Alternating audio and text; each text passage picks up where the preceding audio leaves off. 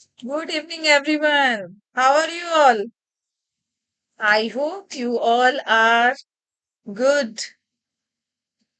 Okay, today we are starting the French Revolution, Chapter 9, NCERT, Class 9, Chapter 1st of History of NCERT. Class 9 के student के लिए है और ये chapter 1 है और चैप्टर 1 का नाम है फ्रेंच रिवॉल्यूशन।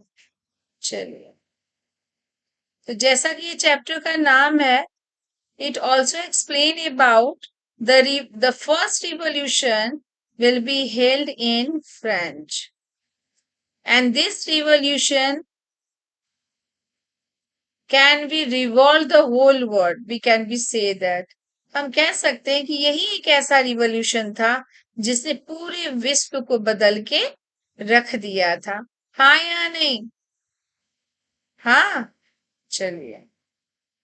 तो ये रिवॉल्यूशन कब हुआ, कैसे हुआ और ये हिस्ट्री के लिए एक रिमार्केबल कैसे साबित हुआ, और हिस्ट्री में रिमार्केबल है ये और पूरे विश्व को इसने रिवॉल्यूशन सिखाया, कहना गलत नहीं होगा। तो रिवॉल्यूशन का मतलब पहले तो हम वर्ड या डेफिनेशन समझेंगे कि ये रिवॉल्यूशन है क्या। रिवॉल्यूशन का मतलब होता है change, those are occur in the society. तो सोसाइटी में जो चेंज होता है उसको हम देखेंगे कि सबसे पहले ये चेंज का डेफिनेशन ना किसने सिखाया, तो फ्रांस में हुआ और फ्रेंच रिवॉल्यूशन ने ही पूरे विश्व को एक रिवॉल्यूशन सिखाया, मतलब चेंज सिखाया। तो किस चीज में चेंज हुआ आपके मन में आ रहा होगा, तो ये फ्रांस में चेंज हुआ, वहां के पॉलिटिकल, इकोनॉमिकल, सोशल और पॉलिटिकल और कल्चरल इन्वायरमेंट में चेंज हुआ। क्यों चेंज की मांग कर रहे थे? सबसे पहले तो सब सारे स्टूडेंट के दिमाग में यही आ रहा होगा कि मैं फ्रांस में जो फ्रेंच गवर्नमेंट थी वो क्यों रिवॉल्यूशन की मांग कर रही थी। तो बेटा वो इसलिए रिवॉल्यूशन की मांग करेगी कि वहां के लोग खुश नहीं थे, वहां का जो राजनीतिक जीवन था, वहां के लोग राजनीतिक जीवन से खुश नहीं थे, इकोनॉमिकल कंडीशन उनका अच्छा नहीं होगा, उनको रोजगार नहीं मिल रहा होगा, सोशल कंडीशन उनका अच्छा नहीं होगा, मतलब समाज के जो वर्ग के लोग हैं उनका सामाजिक रूप से कोई अधिकार नहीं होगा। और जब सामाजिक रूप से जब हमारा अधिकार नहीं होता तो हम क्या करते हैं, फाइट करते हैं उसके लिए। तो ऐसा वहां की जनता ने किया, ठीक है। और उसके बाद इकोनॉमिकल कंडीशन में हमने देखा, सोशल कंडीशन में देखा कि उन्हें खाने को रोटी नहीं मिल रही थी, लोगों को रोटी है तो बहुत ज्यादा जो ब्रेड के प्राइसेस जो थे बहुत ज्यादा हाई हो गए थे और लोगों को खाने को रोटी नहीं मिल रही थी, तो लोग उसके लिए विद्रोह किए। उसी तरीके से वुमेन्स की बात करें तो जो औरतें थी वो भी कहीं ना कहीं अपने आप को सुरक्षित महसूस नहीं कर रही थी। क्यों? क्योंकि जो फैक्ट्रियों में औरतें काम कर रही थी उनको उनका सैलरी या वेजेस जिसको कहते हैं वो सही नहीं मिल रहा था। अब बात करते हैं बच्चों की, तो जिन औरतों के बच्चे जो थे वो भी सुरक्षित नहीं थे, बच्चों को एजुकेशन नहीं मिल रहा था, तो जिसके कारण भी इस विद्रोह में औरतों का भी पार्टिसिपेशन आप देखेंगे कि बहुत ज्यादा था। इसके बाद आप देखोगे कि फ्रांस में जो लोग थे वहां के लोग जो थे डिफरेंट कैटेगरी में डिवाइड थे, मतलब वहां पे अमीर और गरीब के बीच में बहुत ज्यादा अंतर था, है ना। तब भी लोग विद्रोह करते हैं। अब इस तरीके से समाज का हर वर्ग जो था एक दूसरे की को से खफा था, कहना कहीं भी गलत नहीं होगा। क्यों खफा थे? खफा इसलिए थे क्योंकि उनके अधिकार जो थे नहीं मिल रहे थे, और अधिकार का एकमात्र मालिक कौन बन बैठा था? सिर्फ बड़े दर्जे के लोग, जो कि कौन थे? वो थे क्लर्जी, है ना। वो थे नॉबिलिटीज। तो क्लर्जी कौन है, नॉबिलिटीज कौन है, स्लेवरी कौन है, ये सब का आंसर जो है तुम्हें ये चैप्टर देगा। बेटा क्लर्जी जो होते हैं वो पादरी होते हैं या चर्च के पंडित होते हैं या चर्च के फादर होते हैं, उन्हें क्लर्जी कहते हैं। अब आते हैं नॉबिलिटीज पे। तो नॉबिलिटीज कौन होते हैं? तो नॉबिलिटीज जो होते हैं वो किंग कैटेगरी के लोग होते हैं। जो राजा होते थे उनको नॉबल्स बोलते थे।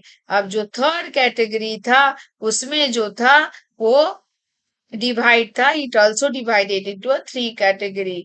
और ये जो थे लैंडलॉर्ड्स, आर्टिशन, पीजेंट्स, इनका एक अलग कैटेगरी था। उसके बाद था पीजेंट, और उसके बाद जो देखोगे आप तो स्लेव थे। उनका जो कंडीशन जो था बहुत बुरा था। पर इस समय की सोसाइटी स्लेव पसंद थी। उस सोसाइटी में बहुत सारे स्लेव थे, दास थे, जिनकी जिंदगी बहुत ही कठिन थी जिंदगी जीने के लिए। तो इस तरीके से लोग जब खुश नहीं होते और लोगों को जब खाने की लालच पर ये की जरूरतें पूरी नहीं होती तो वो उसके लिए विद्रोह करते हैं। तो इसीलिए फ्रांस के लोग जो थे उन्होंने पहली बार जो था किंग, जिसको ऑटोक्रेटिक रूल कहते हैं, ऑटोक्रेसी रूल कहते हैं, तो वहां पे उन्होंने, या मोनार्की सिस्टम कहते हैं, तो उसके भी खिलाफ उन्होंने आवाज उठाई। और यही पूरे विश्व में जो रिवॉल्यूशन के नाम से जाना जाता है उसे फ्रेंच रिवॉल्यूशन कहते हैं। अंडरस्टूड? मतलब फ्रांस में चेंज आया। चेंज किसने किया? लोगों ने किया। तो उसको कहते हैं फ्रेंच रिवॉल्यूशन। मतलब फ्रांस में होने वाले चेंज को ही हम फ्रेंच रिवॉल्यूशन के नाम से जानते हैं। I hope you all are enjoying the introduction part of this chapter. Okay, understood everyone. अब मैं आपको each and every line NCERT के क्लास 9 का चैप्टर 1 हिस्ट्री में ईच एंड एवरी लाइन बताऊंगी। अब लाइन वाइज बताऊंगी कि लाइन में क्या लिखे हुए हैं। फर्स्ट पेज देखते हैं कि क्या क्या लिखा हुआ है। Okay, you all are ready? Yes, okay. तो हम बात करते हैं फ्रेंच में, चलते हैं फ्रांस और फ्रेंच रिवॉल्यूशन के बारे में देखते हैं कि किस तरीके से वहां की जनता जो है 14 जुलाई 1789 को आखिर हुआ क्या। तो हुआ क्या, उस समय जो किंग था वो on the morning of the 14 July 1789 the city of the Paris was in the state of the alarm। Paris में अचानक एक अलार्म बजता है। क्या अलार्म बजता है? 1789 14 जुलाई को उन्हें पता चलता है कि उन एक र्यूमर फैल जाता है। क्या र्यूमर फैलता है? देखिए सेकंड लाइन में, the king had commanded the troop to move into the city. ऐसा अलार्म बजता है जो कि फ्रांस का कैपिटल टाउन पेरिस है। 14 जुलाई 1789 का टाइम है। वहां पे किंग ने ऑर्डर देता है ट्रूप को, मतलब सेनाओं को मूव करने के लिए सिटी में। अब ये नॉर्मल था कि राजा अपने सैनिकों को मूव करने के लिए कहेगा। अचानक क्या होता है कि ये जो है र्यूमर फैलता है। Rumor spread that he would be soon ordered to the army to open fire upon the cities। तो यहाँ पे जो है ऐसा उन्हें लगता है कि राजा ने ऑर्डर दे रखा है। क्या ऑर्डर दे रखा है? कि ट्रूप को, commanded the troop to move into the city. पर र्यूमर क्या फैला? र्यूमर फैला कि राजा ने ओपन फायरिंग का ऑर्डर दे दिया है लोगों पे। कहाँ के लोगों पे? पेरिस के लोगों पे। Soon the 7,000 men and the women gathered in front of the town hall and decided to form the people of the militia, and they broke into the number of the government building in the search of arms। अब लोग क्या करेंगे? अपने आप को सुरक्षित करने के लिए वो क्या करते हैं कि बिल्डिंग पे अटैक करते हैं। उस बिल्डिंग पे जहां पे उनके लिए क्या था? उनके लिए रखा गया था क्या? आर्म्स। मतलब अपनी सुरक्षा के लिए हथियार चाहिए ना लोगों को। तो लोगों ने हथियार पाने के लिए बिल्डिंग पे टाउन हॉल, अंडरलाइन कर लो आप लोग, town hall, and decided to to people of military, वहां के लोगों को वो निकालेंगे कैदियों को और वहां से लूट क्या लेंगे टाउन हॉल से, हथियार, आर्म्स। ठीक है, पहला पैराग्राफ आप सबको समझ में आया। 14 जुलाई 1789 को राजा ऑर्डर करता है। राजा क्या ऑर्डर करता है? राजा ऑर्डर करता है कि एक ऐलान बजती है कि पेरिस की आर्म्स को राजा ने ट्रूप को कहा है कि मार्च करने के लिए कहा है। तो पर ये र्यूमर फैल जाता है कि ऐसा राजा ने नहीं कहा, उसने ओपन फायरिंग करने के लिए कहा है। अब ये र्यूमर के कारण वहां के लोग डर जाते हैं और वो अपनी सुरक्षा के लिए टाउन हॉल पे वो अटैक करते हैं और वहां से वो अपने लिए हथियार सुरक्षा के लिए लाने के लिए वो करते हैं। सेकेंड पैराग्राफ में आ जाइए आप लोग। Finally, a group of the several hundred people marched towards the eastern part of the city, and they stormed the forest and the prison, the Bastille. और वो वहां से क्या करते हैं? फोर्टीज, वहां से क्या करते हैं ये लोग? एक मिनट आप लोग, वहां से वो लोग यहाँ इसे अंडरलाइन कर लीजिए। मेरा ये आई होप नहीं चल रहा है। चलिए, आपको ये दिख रहा है तो आप ये क्या करेंगे कि इसे अंडरलाइन कर लोगे कि ये several of the people March two the eastern city and prisoner, 40 prisoner of the Versailles, or they hope they find to the body of the uh, illumination in the armed fight and the follow. The commander of the Versailles was killed, and the prisoner released through there were only the 7 of them. पर जब वो attack उन्हें लगता है कि वहां पे prisoners को अटैक करके और वहां से प्रिजनर किस प्रिजनर को, प्रिजनर का वो जो आपका कहाँ से प्रिजनर को निकालना है, किस बिल्डिंग से? बर्साइल, बेस्टाइल, BASTILLE, BASTILLE, ब्रेस्टाइल नामक एक बिल्डिंग था, वहां से प्रिजनर को निकालना है। पर जब उस पे अटैक ये करते हैं तो वहां से सिर्फ और सिर्फ 7 प्रिजनर को क्या करते हैं? वो निकालते हैं। ज्यादा वहां पे प्रिजनर्स या कैदी नहीं थे। तो ब्रेस्टाइल क्या था? एक ऐसी बिल्डिंग थी जहां पे प्रिजनर्स को रखे जाते थे। At the Bastille was the hated by all because it stood for the despotic power of the king. और ये किंग का ये था महल जो था जहां पे कैदियों को रखा जाता था, था the fortress was the demolished, and its the stone was the fragment where the sold in the market. पर ये जो घटना था मार्केट में बिल्कुल फैल गया। to all those who wish to keep the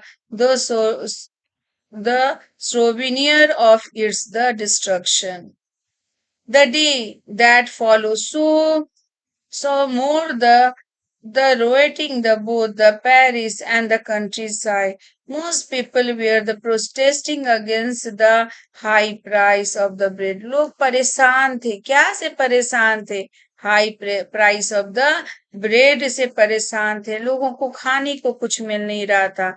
Much later, the historians look back upon that time and they saw it is the beginning of the chain of the event that ultimately led to the execution of the king in the France. Through most of the people in that time did not be anticipated this outcome. How and why and this happened, और ये किस तरीके से हुआ उसके बारे में आपको अब पूरी जो है वहां की हिस्ट्री बताती हूँ। कहाँ की?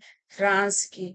और किस तरीके से फ्रेंच रिवॉल्यूशन एग्जीक्यूट होता है और इसके रीजंस क्या हैं हम वो देखेंगे। इसके रीजंस जब भी हमें बोले ना बेटा तो आपको क्या करना है, कब हुआ एक रिकप करते हैं, 14 जुलाई 1789। ओके, क्या र्यूमर पहले राजा का, और राजा ने क्या किया, कमांड दिया था, the command to move to the Paris. पर र्यूमर क्या फैल गया, र्यूमर फैल गया कि राजा ने ओपन फायरिंग का ऑर्डर दिया है, the arms to open fire upon the citizen, और जिसके कारण वो किस बिल्डिंग से, ब्रेस्टाइल क्या थी, एक बिल्डिंग थी जिसमें कि प्रिजनर्स को रखे जाते थे, है ना।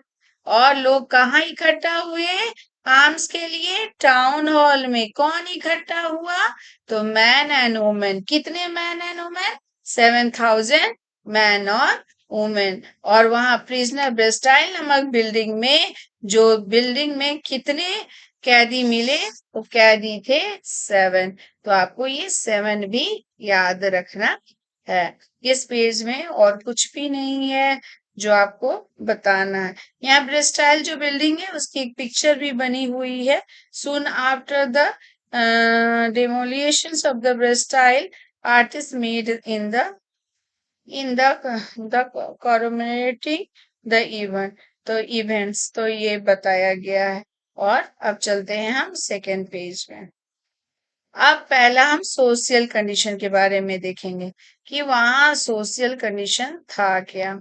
ठीक है, तो सोशल कंडीशन क्या था उसके बारे में यहाँ आपको, जैसे मैंने आपको पहले बताया, French society during the late 18th century के टाइम में कैसी वहां की सोसाइटी थी। तो यहाँ है clergy means father, nobility means king, and third state of the people, जैसे मैं आपको बताई, big businessman, merchants, court officer, lawyer. ये जो पढ़े लिखे educated class of the people and the big businessman in the first और द सेकंड में peasants and the artisan, and the third में आपका स्लेव होगा या स्मॉल पीजेंट्स, और द लैंडलेस लेबरर होंगे। ठीक है, सबको समझ में आया। तो सोसाइटी में 3 तरीके के लोग रहते थे। अंडरस्टूड। चलिए यहाँ पे देखते हैं, याद रखना इस पेज में, फ्रेंच रिवॉल्यूशन हुआ कब, 14th जुलाई 1789, है ना। अब आपको याद रखना है, इन द 1774, देख लो 1789 और ये हो गया 74।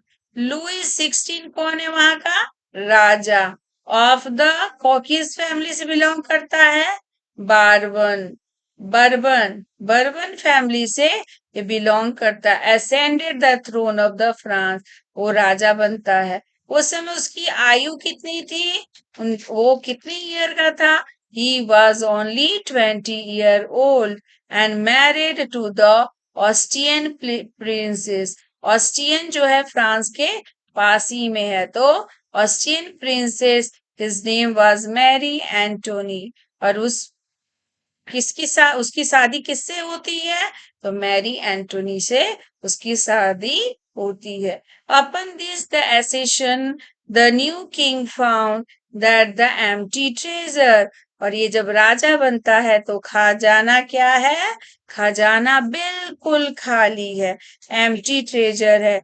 Long year of the war, क्यों था खजाना खाली, एम्प्टी ट्रेजर के रीजंस क्या हैं, आपसे कोई पूछेगा तो आप बताइएगा, क्योंकि वो long year of the war में इन्वॉल्व था।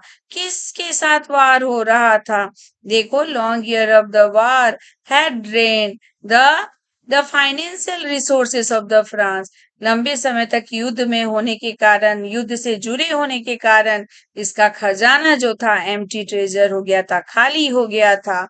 Added to this was the cost of maintaining and the extravagant court of the immense palace of the Versailles, और जिसके कारण जो था, जो वर्साइल में वो जो मेंटेनेंस जो था, कॉस्ट नहीं दे पाएगा।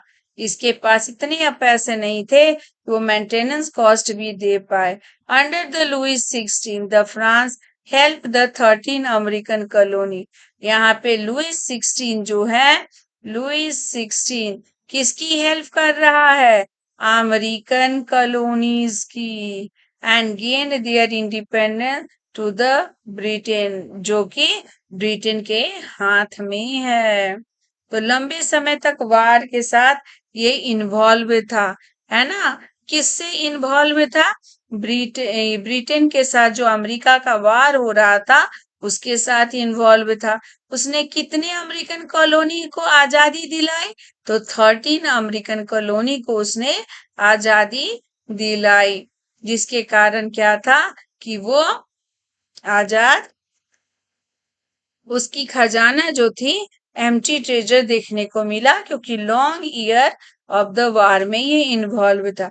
ये बेटा आपका क्वेश्चन आता है, why the empty treasure should be sown in the France. तो पहला रीजन आप ये भी बता सकते हो, due to the long due to the involvement of long year in war with the USA for the independence of 13 colonies of the USA through the Britain से आजादी दिलवाना चाहता था 13 कॉलोनी जो कि यूएसए का था। उसमें वो यूएसए को हेल्प कर रहा था, जिसके कारण ये इसके जो है ये खजाने एम्प्टी ट्रेजर हो गया।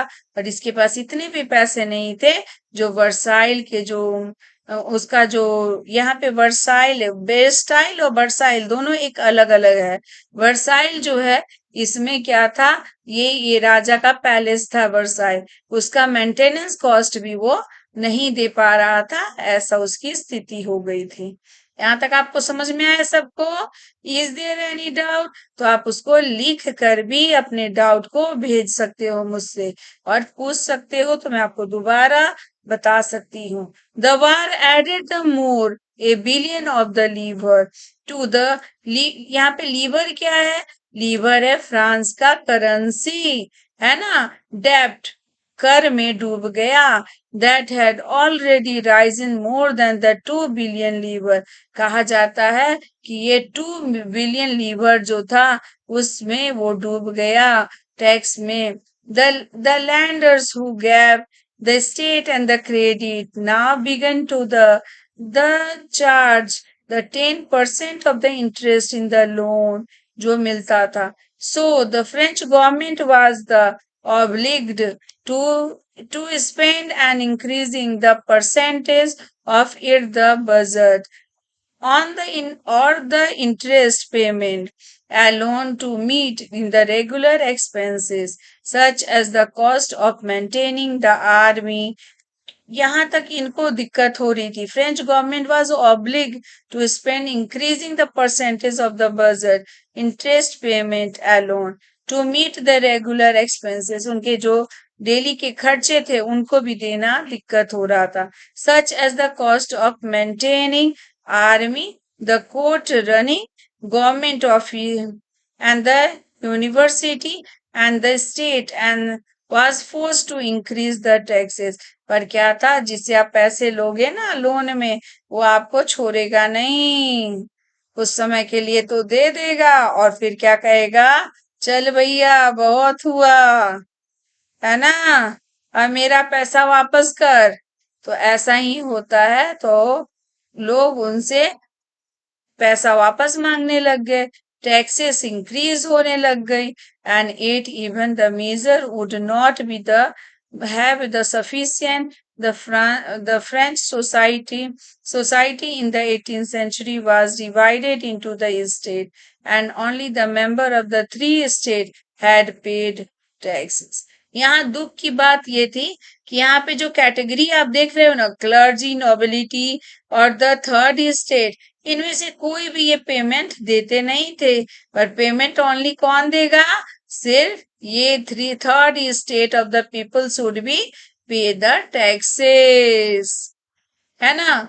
जब घर में 5 लोग हैं, अब 5 लोग में 3 आदमी जो है, 4 आदमी कुछ काम नहीं करेगा, है ना, वो बैठ के खाएंगे, कमाने वाला एक रहेगा, मतलब टैक्स एक आदमी पेमेंट करेगा।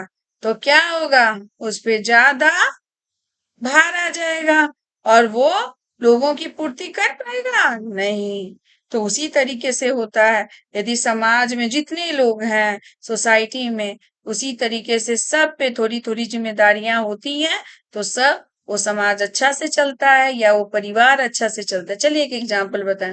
आप अपने परिवार में देखे होंगे, जी आपके मम्मी पापा, यदि जिस घर में मम्मी पापा दोनों जॉब करते हैं तो वो है आप लग्जरियस लाइफ जीते हो। पर जिस घर में सिर्फ पापा कमाते हैं और बाबा दादी नाना काकी सब हैं, ज्वाइंट फैमिली है पर कोई काम नहीं करता, तब क्या है, उस परिवार की आर्थिक स्थिति, इकोनॉमिकल एक्टिविटी जो होती है वो कम होती है और वो पुअर होते हैं। तो ऐसा ही फ्रांस की स्थिति थी कि खर्चे तो बहुत हैं, परिवार इनका बहुत है, पर क्या है कि इनमें पैसा कौन देगा। तो पैसा का टैक्स जो था, एक कैटेगरी ऑफ द पीपल जो थे टैक्स देते थे, बाकी सब आराम की जिंदगी जीते थे, लग्जरियस लाइफ जीते थे।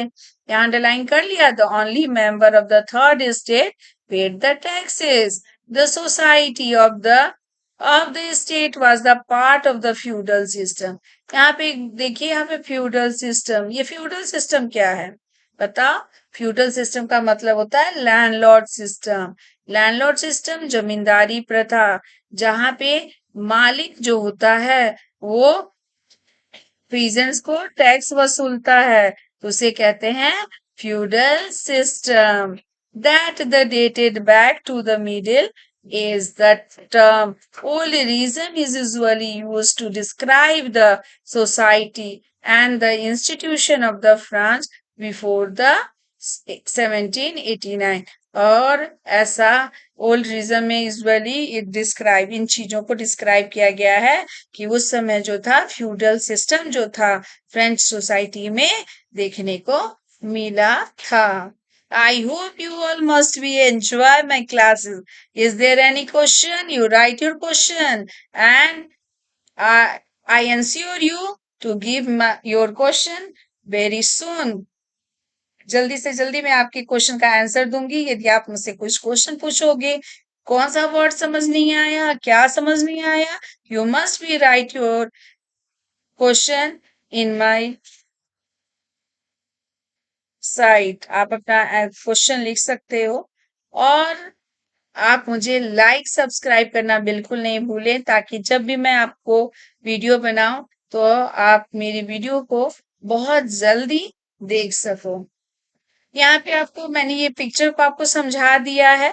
यहाँ देखो, the system of the state in the France society was organise, the peasant made up about the 90% of the population.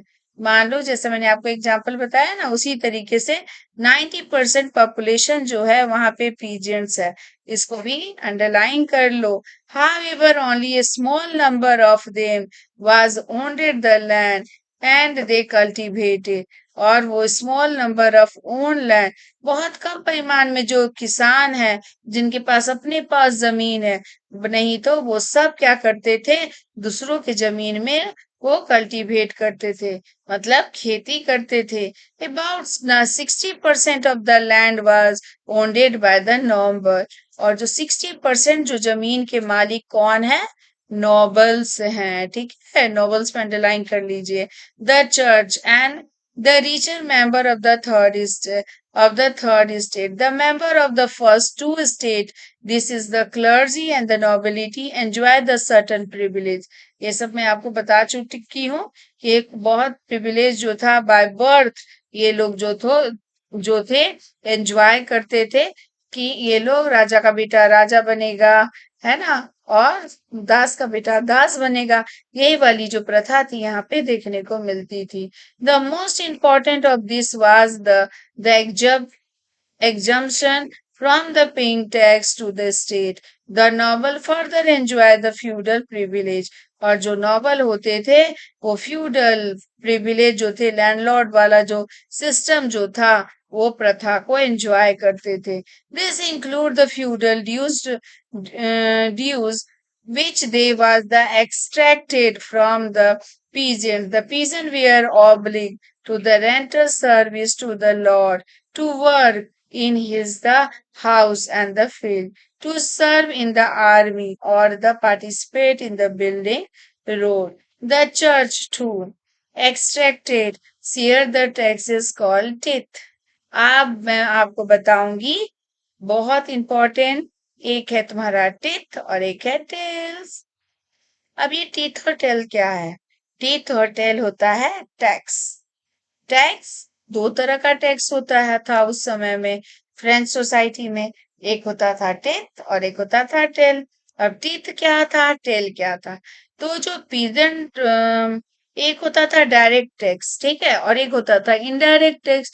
एक होता था the charge to extracted is the share to the tax called tithe from the peasants, and the finally all the member of the third estate had to pay the taxes to the state.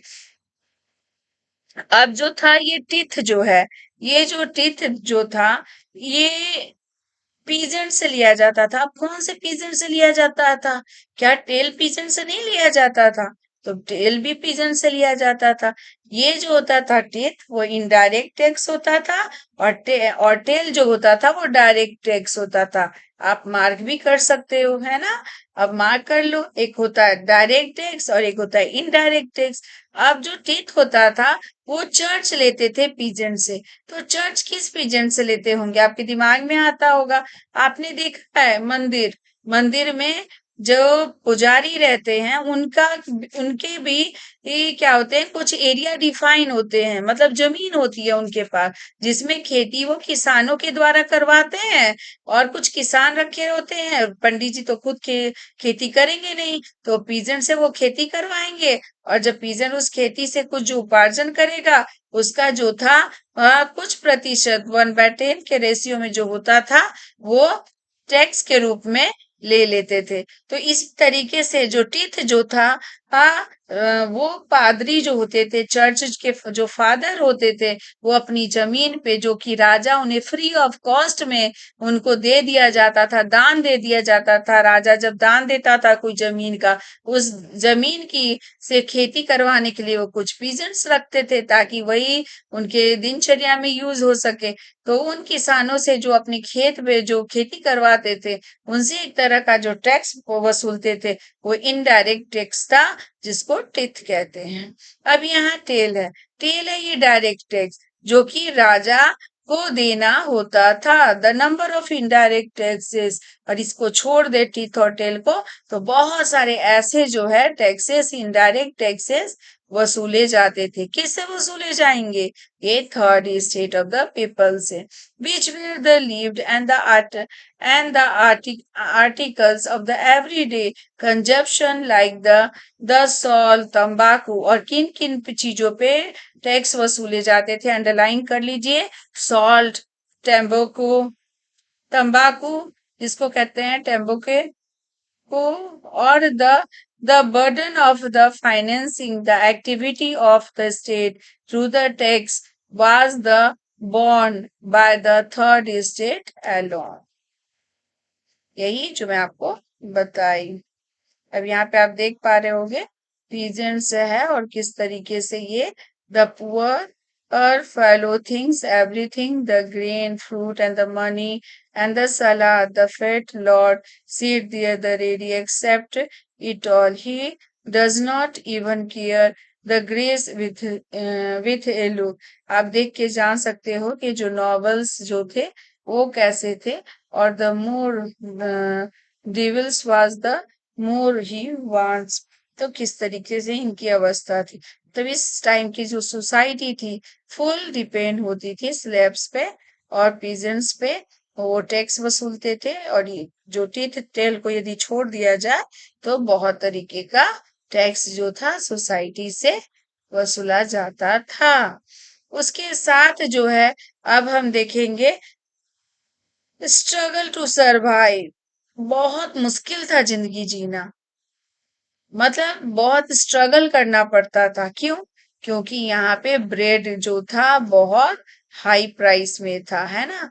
High price में, high price of bread. खाने की बहुत मुश्किल है। जब हम अपने जरूरत के की चीजें, क्या है हमारी जरूरत की चीजें? रोटी कपड़ा और मकान। और ये रोटी कपड़ा और मकान मतलब ब्रेड नहीं मिल रहा है, हाउस नहीं है रहने के लिए, और क्लॉथ नहीं है। अब किसी भी पर्सन के पास रोटी कपड़ा मकान या ब्रेड क्लॉथ और हाउस नहीं है, उसको रहने का मन करेगा क्या?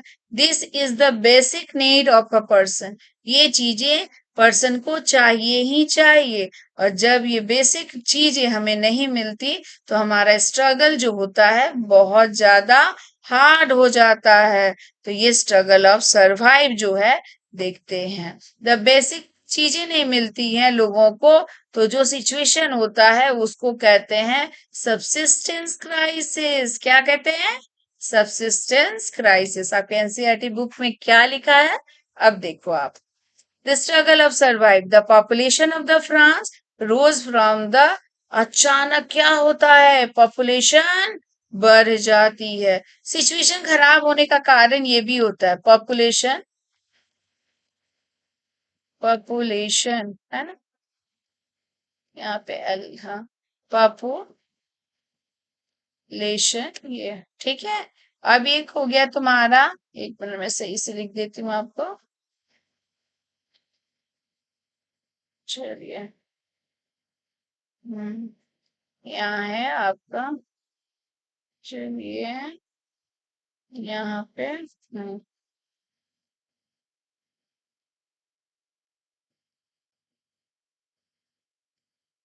सोसाइटी में कंडीशन खराब होने का कारण पॉपुलेशन भी है, प्राइस राइज भी है ना, प्राइस भी हमने देखा, प्राइस राइज ऑफ ब्रेड,